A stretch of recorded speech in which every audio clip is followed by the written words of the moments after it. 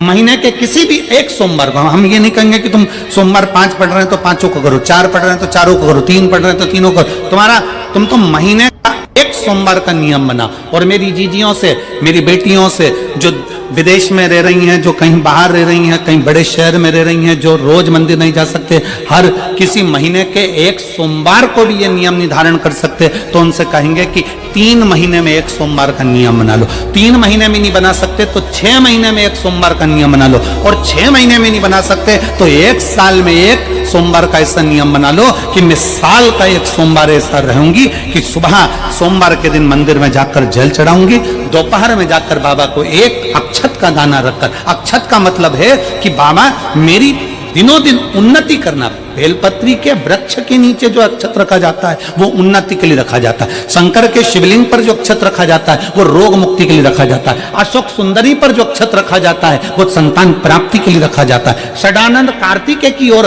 जो अक्षत रखा जाता है वो हमारे बच्चों की सुख समृद्धि के लिए रखा जाता है। विनायक की ओर, गणेश जी की ओर जो अक्षत रखा जाता है वो हमारे घर में कोई मंगल कार्य आ जाए उसके लिए रखा जाता है। और जो पीठिका होती है जिसपे शिवलिंग रखा होता है, पार्वती जी का हस्तकमल, उस पर अक्षत रखा जाता है तो नारी के अखंड सौभाग्य के लिए रखा जाता है। अक्षत रखने का भी तरीका है।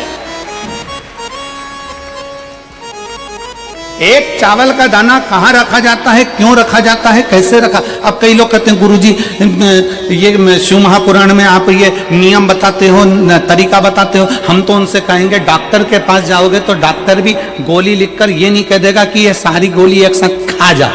डॉक्टर भी कहेगा ये गोली सुबह खाना है, ये गोली शाम को खाना है, ये गोली दोपहर में खाना, ये गोली भूखे रहकर खाना। बोलो सही है कि गलत है। ये रात्रि को खाना खाने के बाद खा लेना, ये खाना खाने के पहले, ये नाश्ते के पहले। और सुनो ये दवाई, ये वाली पीछे वाली जो दवाई लो ना इसको दूध से लेना, ये वाली जो दवाई लो ना इसको पानी से लेना। और सुनो ये डब्बी है इसको पानी में मिलाकर फिर पीना। दवाई लेने का भी तरीका है, उसी तरह शिव महापुराण में एक एक अक्षत का भी तरीका है और एक एक बेलपत्री का भी तरीका। अब मान लो कई लोग कहते हैं गुरुजी आप ये तरीका बताते हो शिव पुराण के माध्यम से, कई लोगों के मन में संशय जागता है, तो अगर हम एक साथ चावल चढ़ा दे तो उसका क्या तरीका है। तो हमारा निवेदन है डॉक्टर जो दवाई ले एक ही बार में निपटा जाए, एक ही बार में खा ले। दवाई एक बार में पूरी खा गए असर नहीं करेगी, इसमें डॉक्टर का कोई दोष नहीं है। उसने तो बताया था ऐसे लेना ऐसे लेना, और तुमने मैं डॉक्टर साहब ने पूछा दवाई पूरी ली, शाम की दवाई भूल गई थी, सवेरे की दवाई भूल गई थी, ये दवाई भूल गई थी। डॉक्टर कहेगा हमने तो नियम बताया था, तुमने नहीं खाई तो असर कहां से करेगी। तुम असर कब करती है जब हम पूजन के तरीके को जान जाएं, जब हम अर्चना के तरीके को जाएं। आप साल भर का एक सोमवार निकाल लो, 6 महीने का एक सोमवार निकाल लो, 3 महीने का एक सोमवार निकाल लो, महीने का एक सोमवार निकाल लो, अपने से दिल में बन जाए तो एक सोमवार ऐसा निकालो जिसके 3 नियम धारण हो। पहला, उसी सोमवार जिसको कर रहे हो उस दिन सुबह जल चढ़ाना। दूसरे, दोपहर के समय पर जाकर बेलपत्री के वृक्ष के नीचे एक चावल का दाना रखना, और परिक्रमा बेलपत्र की जितनी तुमसे बन जाए, जितनी तुम्हारे शरीर की कैपेसिटी हो, जितना तुम्हारा शरीर चलते बन जाए। रोज शंकर के मंदिर में प्रतिदिन जाने वाले को, और एक और चीज अपने स्मरण में रहे, अगर शिव के मंदिर नहीं जा सकते तो अपने घर में जो शिवलिंग है उस पर जल चढ़ाओ। एक पशुपति व्रत होता है और वो व्रत ऐसा है कि उस व्रत को 5 सोमवार करना चाहिए, कोई से भी 5 सोमवार, जिसमें तुम्हारी मर्जी पड़े। ऐसा कौन सा काम है जो पशुपति व्रत से नहीं हो सकता। जब पशुपति अस्त्र मात्र भगवान राम के तरकश में रखे होने पर लंकाधिपति रावण के प्राण निकल सकते हैं, तो जीवन का वो कौन सा सुख है जो पशुपति व्रत से प्राप्त नहीं हो सकता। बस उसका नियम है 5 सोमवार करो, पहले सोमवार को करो चाहे दूसरे सोमवार को करो। जिस सोमवार को पशुपति व्रत करो सुबह शंकर जी के मंदिर में जाकर पूजन करो, अर्चना करो, अभिषेक करो, वो थाली को लेकर वापस घर में रख दो। सुबह फलाहार करो, शाम को वापिस उसी थाली को लेकर जाओ, उसमें 6 दिए लगाकर लेकर जाओ। दिए को जलाना नहीं है, केवल घी के दिए लेकर जाना है, थोड़ा सा मीठा। शिव महापुराण में, स्कंद पुराण में जो पशुपति व्रत बताया है उसका विधान, थोड़ा सा मीठा लेकर जाओ। शिव जी की फिर पूजन करो। पूजन करने के बाद में शाम के समय प्रदोष काल में पूजन करो। पूजन करने के बाद बाबा भोलेनाथ की आराधना कर कर 5 दिए शंकर जी के सम्मुख में लगा दो। जो मीठा लेकर गए हो उसके 3 हिस्से कर दो।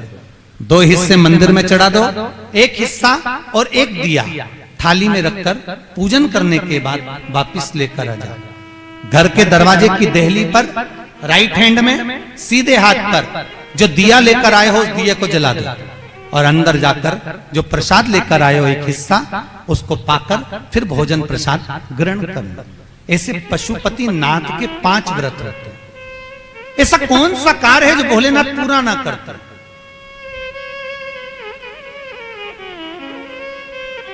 कौन सा कार्य? श्री राम जी महाराज अगर सेतु पर चढ़ाई करने जा रहे हैं लंका पर, तो भगवान शिव की आराधना कर कर जा रहे हैं। भगवान कृष्ण ने भी भगवान शंकर की आराधना करी, भगवान शिव की आराधना।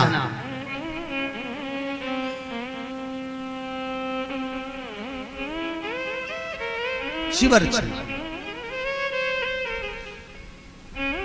मेरे वेंकटेश भगवान तिरुमाला के शिखर पर अगर तिरुपति बालाजी विराजमान हैं, तो पहले उन्होंने भगवान शिव जी से पूछा कि हम यहां बैठकर तप करना चाहते हैं, आ जाएं? भगवान शंकर ने कहा आओ, और तिरुमाला के शिखर पर बैठकर तप करो, साधना करो, आपकी मर्जी पड़े वैसे निवास करो। मेरे हरि, मेरे तिरुपति नाथ, मेरे बालाजी, मेरे वेंकटेश भगवान कहते हैं, मेरे नारायण कहते हैं, भोलेनाथ हम यहां तप करेंगे और दुनिया के लोग आएंगे तो क्या होगा? शंकर भगवान ने कहा चिंता मत करो, आप तिरुमाला के शिखर पर बैठकर तप करना, मैं कपिलेश्वर महादेव के रूप में बैठकर तुम्हारी रक्षा करूंगा। अगर आप तिरुपति गए होगे तो आपको मालूम होगा, ऊपर तिरुमाला में मेरे नारायण हैं, तो नीचे कपिलेश्वर महादेव में मेरे शंकर बैठकर रक्षा कर रहे हैं। नाथ द्वारा चले जाओ। जब श्री जी बाबा के ऊपर आक्रमण किया गया, भोलेनाथ जी के ऊपर जब श्रीनाथ जी के ऊपर जब आक्रमण किया गया, गोवर्धन नाथ जी की मूर्ति को खंडित करने का जब भाव आया, तब ब्रजवासियों ने शंकर भगवान को घास के पूले में दबाकर बैलगाड़ी में लेकर रात की रात भाग गए। और श्रीनाथ जी को लेकर जब भागे, सब दूर घूम लिए, श्री जी बाबा को कहां रखें, श्रीनाथ जी को कहां रखें। तब सब दूर घूमने के बाद मेवाड़ की भूमि में जब पहुंचे, तो शंकर भगवान से श्री जी बाबा ने कहा भोलेनाथ अब आप बता दो हम कहां रहे, बार बार घूम रहे हैं, कहां जाएं, किस जगह?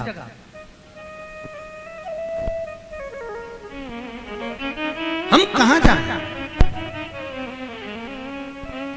हम किस जगह पर जाएं? आप बताओ। भगवान शिव कहते हैं ठाकुर, हे श्री जी बाबा आप एक काम करो, आप मेवाड़ की इसी भूमि पर रहिए, आप यहां रहोगे और हम एक लिंग जी के रूप में आपकी रक्षा करेंगे। कभी आप नाथ द्वारा जाकर देखना, श्रीनाथ जी में श्री जी बाबा विराजमान है और उनके पास में एक लिंग जी के रूप में भगवान शंकर विराजमान है। कोई ऐसी धरा, कोई ऐसी भूमि, कोई ऐसी जगह जहां शिव ना हो, हर जगह सर्वस्व विराजमान भोलेनाथ सर्वस्व।